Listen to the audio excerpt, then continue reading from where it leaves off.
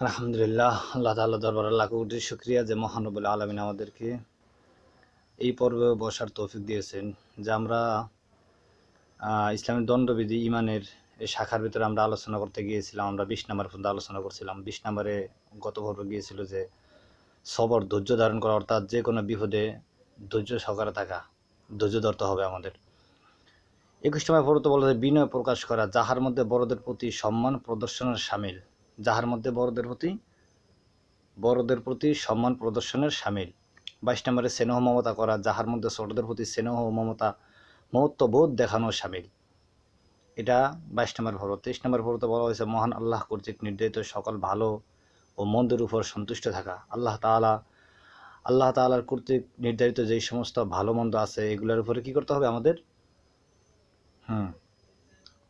এগুলোর উপরে আমাদের সন্তুষ্ট থাকতে হবে। এটা আল্লাহ তাআলার মহান হুকুম। ওয়া মা উমিরু ইল্লা লিয়াবুদুল্লাহ, আমার ইবাদতে একনিষ্ঠভাবে খালেসভাবে আমি যেভাবে হুকুম করি যে তোমাদের ওইভাবে পালন করতে হবে।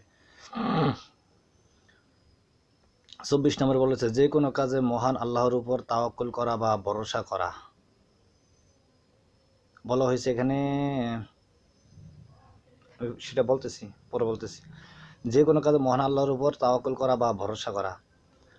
25 নম্বরে বলা হয়েছে অহমিকা ও আত্মগরিমা ছাড়িয়া দিয়া ইসলায়ে নফস বা আত্মশুদ্ধির পথ অবলম্বন করা। এটা একদম বেশি। আত্মগরিমা, অহংকারিত্ব এগুলা একদম ছেড়ে দিতে হবে। আত্মনফস অর্থাৎ ইসলায়ে নফস, মানে আত্মসমালোচনা করতে হবে। অন্য সমালোচনা না, নিজের সমালোচনা করতে বলা হয়েছে। আমি কি কি দোষ করি, কি কি অন্যায় করি, কি কি সমস্যাগুলো আমার দ্বারা হয়। হিংসা বিদ্বেষ না করা। 26 নম্বর বলা হয়েছে হিংসা বিদ্বেষ না করা, যাহার মধ্যে হাসাদ, অপরের মন্দ কামনা ও পারস্পরিকতা শামিল। জি, সমস্যা নেই। আলহামদুলিল্লাহ, আমরা 26 নম্বর পর্যন্ত আলোচনা করছি। আলহামদুলিল্লাহ, আমাদের সময় আরও সামনে আছে, আমরা আলোচনা করব। আজান হবে, আজানের পর আমরা আলোচনায় বসবো ইনশাআল্লাহ। আপনারা সবাই ততক্ষণ পর্যন্ত ভালো থাকুন, সুস্থ থাকুন।